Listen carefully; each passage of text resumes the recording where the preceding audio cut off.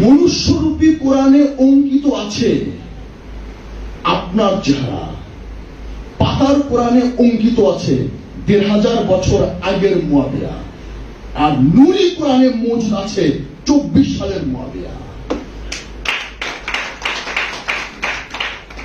কারণ মুহাম্মদ মুস্তাফা সাল্লাল্লাহু আলাইহি ওয়াসাল্লামের অভিব্যক্তি, এই অভিব্যক্তির সাথে ১,৫০০ বছর আগে পরে বাবা জাহাঙ্গীরের অভিব্যক্তি এক হবে কি করে? কারণ তখন তো মাইক ছিল না, ইন্টারনেট ছিল না। ছিল তাহলে way of conduct, way of behaviour, প্রকাশভঙ্গি এক হবে? হবে? আপনি বাবা জাহাঙ্গীরের আমলে উটে চড়ার কলাকৌশল খুঁজে পাবেন? ঘোড়ায় চড়ার কলাকৌশল খুঁজে পাবেন না? আপনি ইন্টারনেট ব্যবহার করার কলাকৌশল খুঁজে পাবেন। তাহলে অভিব্যক্তি কিন্তু পার্থক্য হচ্ছে বারবার।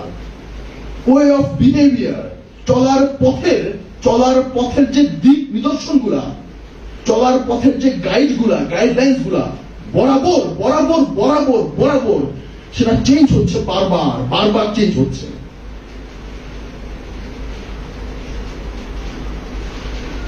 এই অভিব্যক্তিগুলো, মহাপুরুষের অভিব্যক্তিগুলো কোরআন, এবং এটা নূরি কোরআন। এই নূরি কোরআন থাকে কেতাবের মধ্যে। তাই কেতাব ধরলে মুর্শিদকে পাইলা, এবং মুর্শিদকে পাইলে নূরি কোরআনও পাইলা। আর পথভ্রান্ত না হওয়ার জন্য আরেকটা মানদণ্ড, সেটা হচ্ছে ইতরাত। এই 16 কলা পূর্ণ হলো। এই ইতরাত দিয়া 16 কলা পূর্ণ হইল। এই সূক্ষ্ম বিষয়গুলো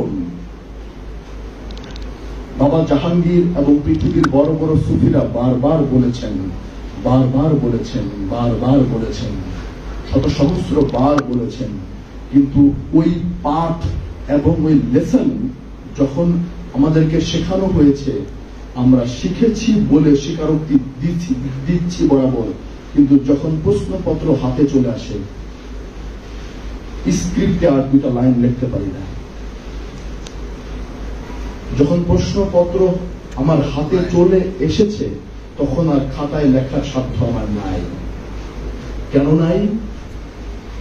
কারণ প্রশ্নের ম্যারিট বুঝতে পারি নাই, কোশ্চেনের ম্যারিট বুঝতে পারি নাই। কারণ মুখস্থ করেছি, মুখস্থ করলে কোশ্চেনের ম্যারিট বোঝা যায় না। আমরা ছোটবেলায়, আমি অঙ্কে কাঁচা ছিলাম, আমি অঙ্ক মুখস্থ করতাম, নোট কিনা অঙ্ক মুখস্থ করতাম। পরে ভয়টা অনেক পরে কেটেছে।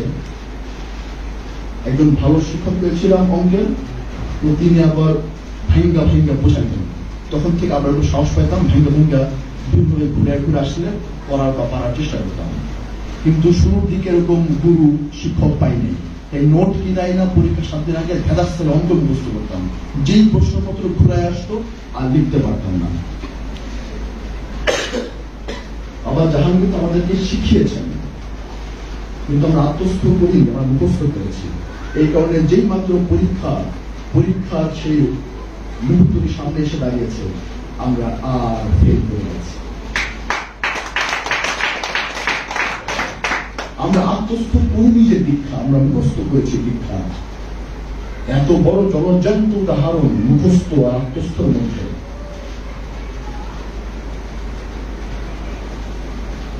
এত বড় জলজ্যান্ত পার্থক্য মুখস্থ আর আত্মস্থর মধ্যে। মুখস্থ করতে লাগে ব্রেনের নিউরন, আত্মস্থ করতে লাগে আত্মা। মুখস্থ করতে লাগে ব্রেইন, আর আত্মস্থ করতে লাগে আত্মা। আর আত্মার অপর নাম হচ্ছে ভালোবাসা।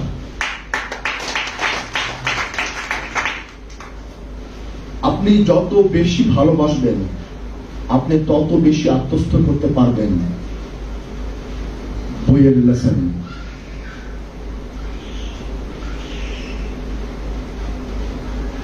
কিন্তু কাকে ভালোবাসবেন? মানুষকে ভালোবাসলে এই কোরআনের রহস্য আপনার কাছে উন্মুক্ত হবে। কিন্তু যতই আপনারা এর উল্টা করবেন, আই রিপিট, আমি দায়িত্ব নিয়ে বলছি, ফেসবুকে যাচ্ছে, ইউটিউবে যাচ্ছে,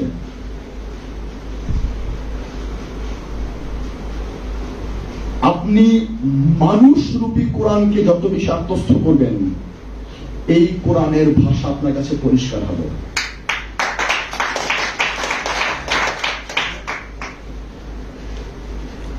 এটার মানে কি বাবা জাহাঙ্গীরের বইয়ের বিরুদ্ধে বললাম?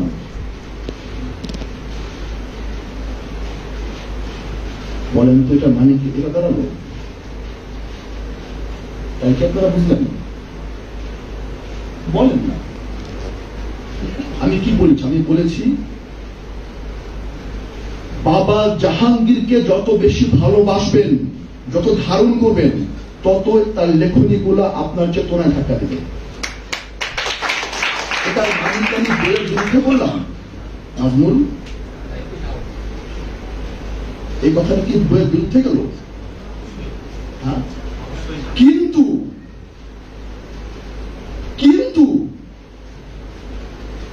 আপনি বই পড়ার উদ্দেশ্য হচ্ছে আপনার মুর্শিদ এবং মুর্শিদের আওলাদকে আপনি আটকায় দেবেন।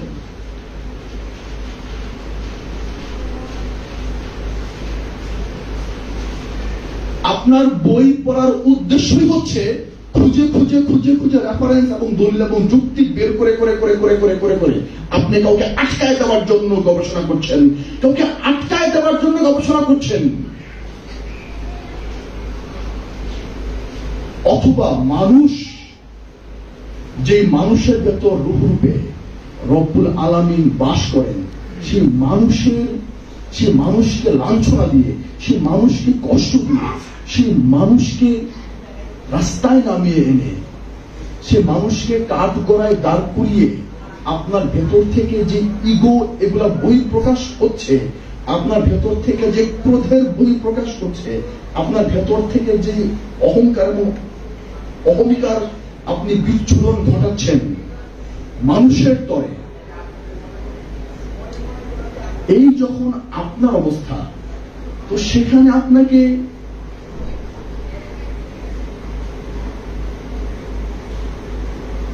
কোন পুস্তক মুক্তি দিতে পারবে না।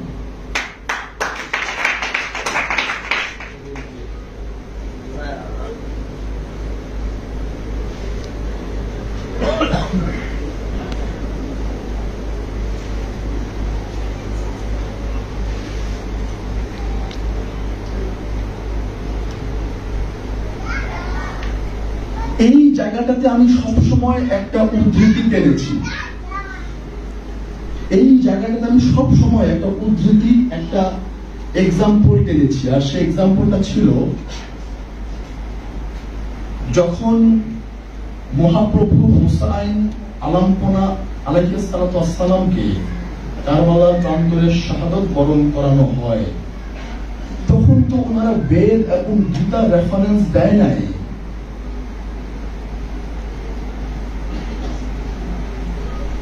তখন তো তারা ত্রিপিটক, বেদ, গীতা, মহাভারত এগুলোকে আপনারা এখন নাম আনতে পারেন, ধরে নিলাম, মোটা যুক্তিটা ধরে নিলাম, সেগুলোকে আপনারা ডেনাই করতে পারেন, যুক্তির খাতিরে ধরে নিলাম।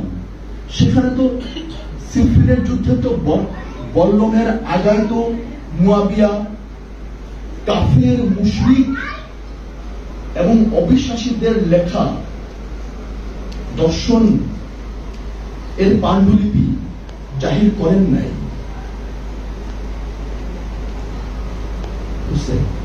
নাস্তিকদের পাণ্ডুলিপি নিছে, নাস্তিকদের পাণ্ডুলিপি বর্ষার বল্লমে ঢুকেছিল, যারা আল্লাহকে মানে না সেই বই তুলছিল না। কি তুলেছিল সামনে? মুয়াবিয়া কি তুলে বলেছিল মাওলা আলীর মুখের উপর যে আলী তুমি যুদ্ধ বন্ধ করো, আমরা শান্তিকামী, আমরা শান্তি চাই, আমরা সুরাহা চাই, আমরা বিভেদ চাই না, আমরা বিদ্রোহ চাই না, আমরা শান্তি চাই। কেন আমরা শুধু শুধু নিজেদের মধ্যে ঝগড়া করছি?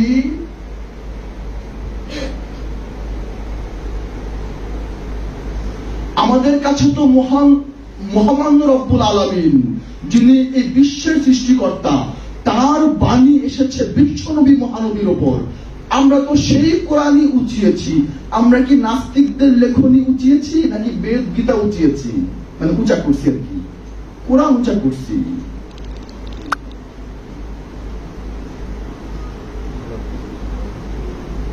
পলাশ ভাইয়া, বাঁধন ভাইয়া, নাজমুল ভাইয়া সেখানে থাকলে কার পক্ষ নিত? কোরআনের পক্ষ নিত নাকি মাওলা আলীর পক্ষ নিত? ভাবতে গা শিউরে ওঠে। এই জন্যই বোধহয় বাবা জাহাঙ্গীর বলেছিলেন, ফকিরি ইগলু আইসক্রিম না, 5 টাকা দিয়ে কিনা চাটতে চাটতে বাসায় চলে যায় বাবা।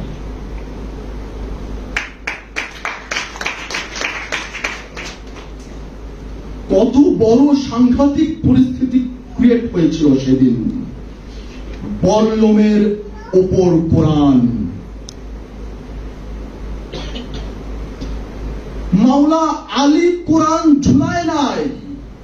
মাওলা আলীর মুখে সেদিন শান্তির বাণী ছিল না, ছিল? মাওলা আলী বলেন নাই, মুয়াবিয়া থামো থামো, তুমি আমি ভাই ভাই, আমরা যুদ্ধ চাই না, শান্তি চাই, আসো মিলেমিশে বৈঠক করি, আর কোরআনের ফয়সালা মাইনা নেই। মাওলা আলী বলছিল না? বলছিল? বললেই মনে হয় পূজা পেত আরো বেশি। হ্যাঁ, এটা কইলেই বেশি পূজা পেত।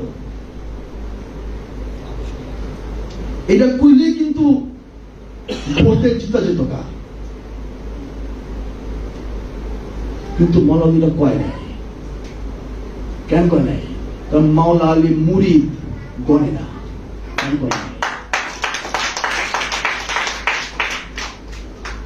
মাওলা আলী মুরিদ গনে না, এর লেগে আর কয় নাই মুয়াবিয়া তুই ঠিক করছো, আমরা কোরআন মান শান্তি মানি।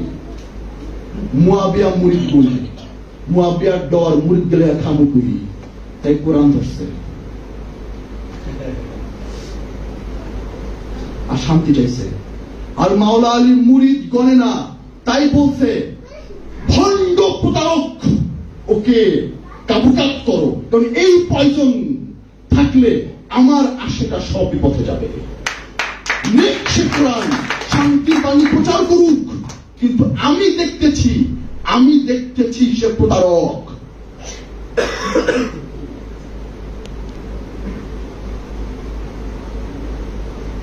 কত বড় একটা সিদ্ধান্ত নেবার একটা দোদুল্যমানতা, কত বড় সিদ্ধান্ত নেবার একটা দিশাহারার মতো অবস্থা, কত বড় একটা দিশাহারার জনক অবস্থা। এই বলে আমি আমার বক্তব্য শেষ করছি।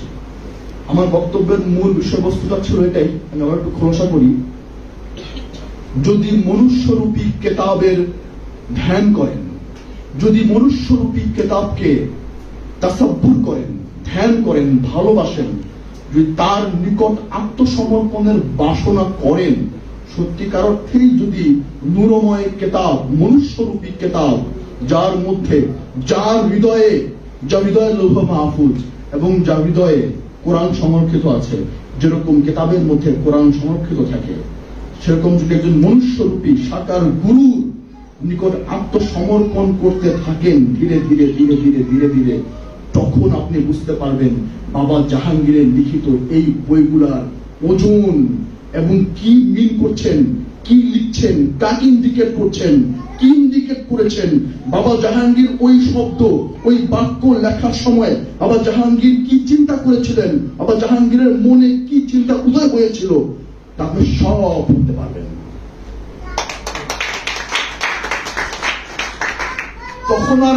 তখন আপনিও বলবেন মাওলা আলীর মতো কোরআন আপনার সামনে ধরলেই আপনি বুঝা নেবেন সে কি সত্যিকার অর্থে শান্তি প্রিয়, সত্যিকার অর্থে কি কোরআন উঁচিয়ে শান্তি চাচ্ছে, নাকি আসলেই কোরআন উঁচিয়ে বিভেদ ছড়াচ্ছে। ওই বোধটা তখন জাগ্রত হবে যখন আমাদের সাকার গুরুর নিকট আত্মসমর্পণ করবে। এই গেল একটা, এই এক্সাম্পলটা বাবার থেকেই আমাদের নেওয়া, আমরা তার থেকেই তো নিচ্ছি না, আমরা কোথায় পাবো? তার বইগুলো, তার ওয়াজগুলো পড়ে পড়ি আমরা। কিন্তু সমস্যা হচ্ছে জানেন, বিষয়গুলো আত্মস্থের বিষয়, মুখস্থের বিষয় না। আপনি নিবেন, আপনি মেসেজ নিবেন, নিয়ে আপনি নিজেকে সাজাবেন। মেসেজ নিবেন, বাবার বই থেকে মেসেজ নিবেন, ওয়াজ থেকে মেসেজ নিবেন, এখন এগুলো নিয়ে নিজেকে সাজাবেন। ওই মেসেজটাকে আপনি ধারণ করবেন, ওই মেসেজটাকে আপনি বুঝবেন, ধারণ করবেন এবং নিজেকে সাথে মার্জ করবেন। এটা হচ্ছে চ্যালেঞ্জ। দর্শনটাকে বোঝার জন্য, হুট করে জানার জন্য, হুট করে বোঝার জন্য এবং হুট করে জানার জন্য বইগুলো সহায়ক, 100% সহায়ক।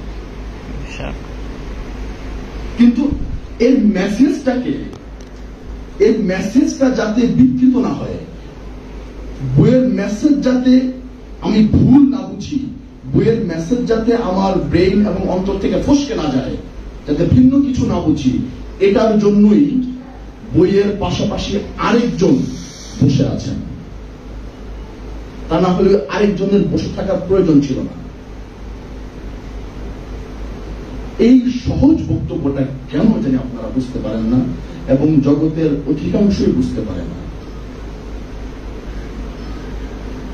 যে এই লেসন গুলো আত্মস্থ করার জন্য, শিখিয়ে পড়িয়ে দেবার জন্য একজন শিক্ষক আপনার জন্য অপেক্ষায় বসে আছে, একজন দীক্ষাদাতা আপনার জন্য অপেক্ষায় বসে আছে, যে এই লেসন গুলো আপনাকে হাতে কলমে শিখিয়ে দেওয়া হবে। কি বলেছে এই বইগুলোতে, কি আছে এই দর্শনগুলোতে, এই লিখিত দর্শনগুলোতে আসলে কি আছে, কি এর নিগুড় রহস্য, কি এর নিগুড় তাৎপর্য, এগুলা বোঝার জন্য আপনি একটা মানুষের কাছে আপনি যাইতে পারেন না, অথচ E=mc² বোঝার জন্য আপনি ফিজিক্সের মাস্টার কাছে যেতে পারেন। আজকে আপনাকে আইনস্টাইন যত বড়ই বিজ্ঞানী হোক না কেন, তার ব্রেইন যত বড়ই কর্মক্ষম থাক না কেন, যত বড় মিউজিয়ামে তার ব্রেইন থাক না কেন, for God's sake he won't return for you। আপনার জন্য আর ফিরে আসবেন, আপনাকে E=mc² শিখাইতে আসবে? হ্যাঁ, কেন আসবে না? যদি আপনার জন্য কেউ দাঁড়িয়ে থাকে E=mc² শেখানোর জন্য, সে হচ্ছে Dhaka university, Jahangirnagar university, Chittagong university, Rajshahi university, Comilla university, Khulna university, RUET, BUET, KUET, CUET, এইগুলির অথবা বিভিন্ন দেশের বিভিন্ন বড় বড় ছোট মাঝারি সব ইউনিভার্সিটির ফিজিক্সের প্রফেসররা আপনার জন্য ওয়েট করছে, আইনস্টাইন নয়।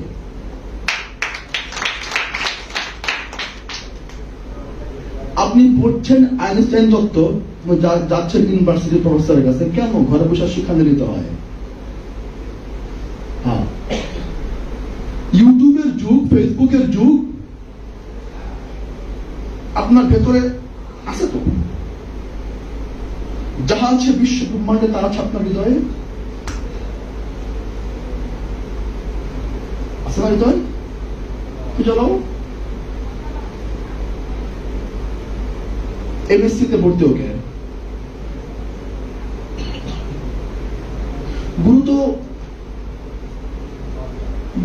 গুরু কি? গুরু কেন ধরছে? নিজেকে চেনার জন্য। তাই আমি সত্য, আমার হৃদয় সত্য, গুরু আপেক্ষিক, গুরু আপেক্ষিক তো আমার হৃদয় সত্য, এটা সচ্চা, এখানে ডিপেন্ড করো। গুরু তো আপেক্ষিক, সার্বজনীন না, আমি সার্বজনীন। তাহলে বাসায় গিয়ে গিয়ে শিক্ষা নাও, এর উপর বিশ্বাস করো, নিজের অন্তরাত্মার প্রতি বিশ্বাস করুন, আর বাবা জাহাঙ্গীরের বইয়ের উপর বিশ্বাস করুন।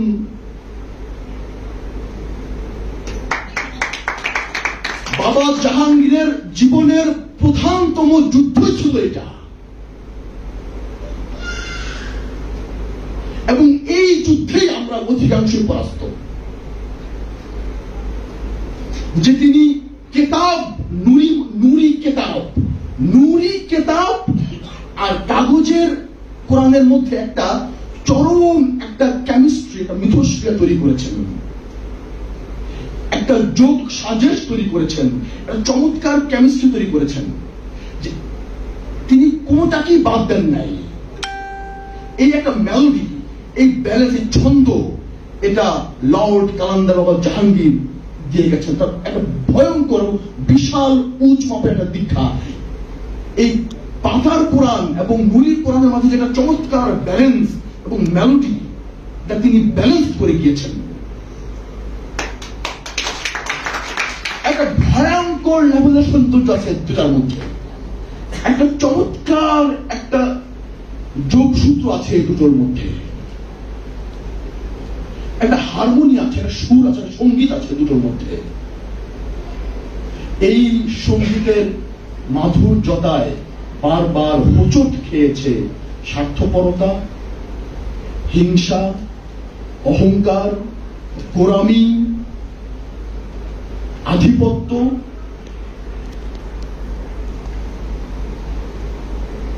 এই বিষয়গুলো বারবার এই ছন্দের মধ্যে আঘাত করেছে, কুঠারাঘাত করেছে। এই চমৎকার ছন্দের মধ্যে কি সেই ছন্দটা, কি সেই ছন্দটা?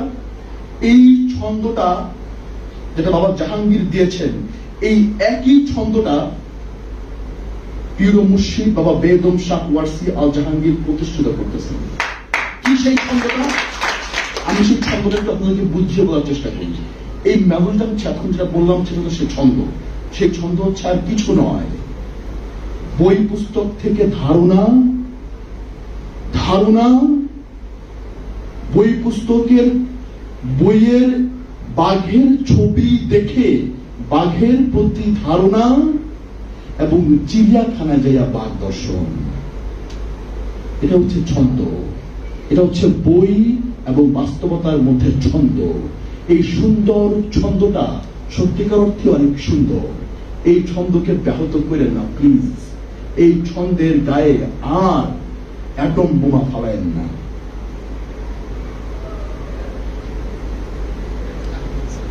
আমরা এই ছন্দকে মাথার তাজ মনে করি, আমরা বই থেকে ধারণা নেই এবং সাকার কেতাবের কাছ থেকে ধারণ করি। সেই ধারণাকে আমরা এবার ধারণ করি। এই দুটোর যে চমৎকার কেমিস্ট্রি, এটা বাবা জাহাঙ্গীরের দান। এত বড় দান জগতে খুব কম সুফি সাধকই দিয়েছেন। এত সুন্দর মিথস্ক্রিয়া, এত উচ্চাঙ্গের দর্শন, এবং এই উচ্চাঙ্গের দর্শন সম্পর্কে আপনি ধারণা নিতে পারছেন, আবার এই উচ্চাঙ্গ দর্শন সম্পর্কে আপনি ধারণা করতে পারছেন। ধারণা এবং ধারণ দুটোর একটা চমৎকার সেতু বন্ধন বাবা জাহাঙ্গীরের লিখিত বই এবং বাবা বেদম শাহ ওয়ারসি নামক নুরি কিতাব।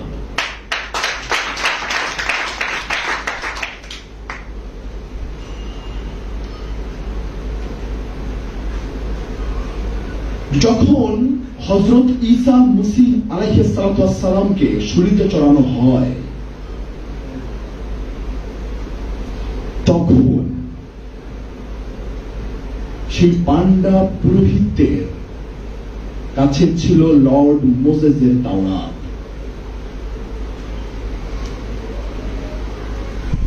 মুসা কালিমুল্লাহর তাওরাত ছিল তাদের বগলে, এবং মুসা কালিমুল্লাহর তাওরাতে উল্লেখ ছিল যে মসীহ নামে একজন আসবেন, সে আপনাদেরকে স্পিরিট তথা শক্তিশালী রূহ দ্বারা বায়াত করাবেন, মানে তিনি আপনাদেরকে রূহ উদ্ভাসিত করার পরে আপনাদেরকে সাহায্য করিবেন। এমন একজন আসবেন। I Musa, the prophet of Lord Almighty hereby declare।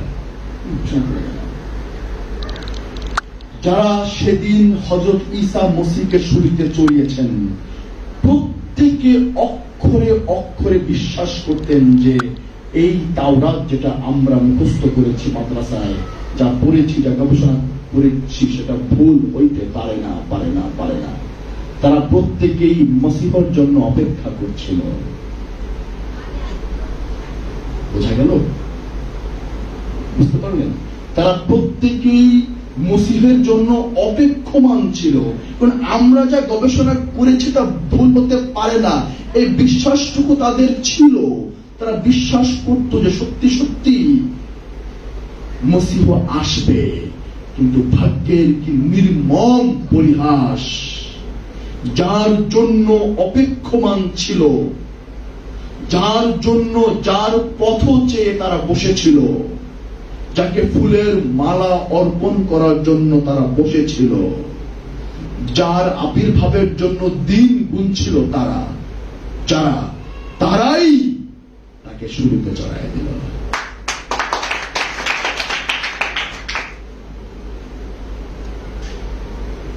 এটা কেন হয়েছিল জানেন?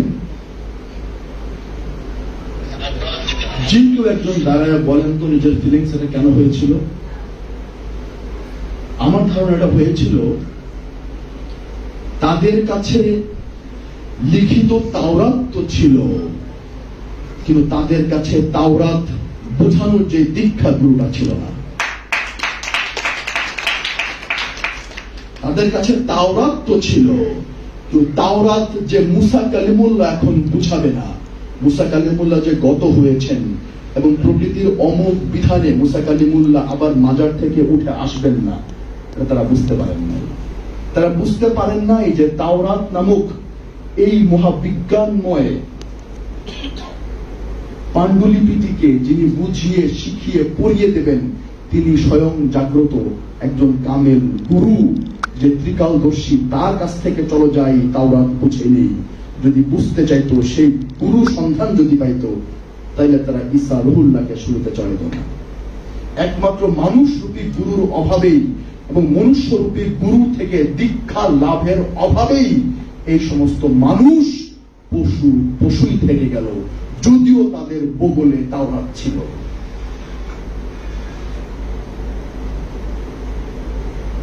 এখন আপনারা 2 2 4 মিলিয়ে নিন। আমি কেন বলতে যাব যে বাবা জাহাঙ্গীরের বই মুক্তি দিতে পারবেন? আমি কেন বলতে যাব? আপনারা 2 2 4 মিলিয়ে মিলিতে হয় এই সমস্ত দৃষ্টান্তগুলো দিয়ে।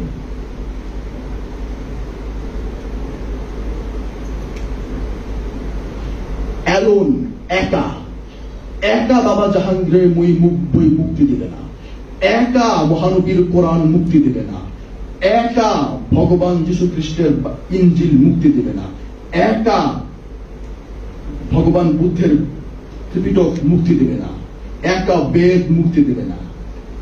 এইগুলি সবগুলার মাস্টার মাইন্ড যিনি, তিনি মুক্তি দেবেন।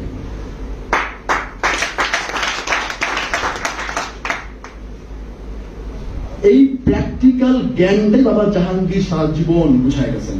তার সমস্ত কিছু বোঝাইবার একটা প্রধানতম দিক এটাও ছিল। কিন্তু আমরা শুনেছি,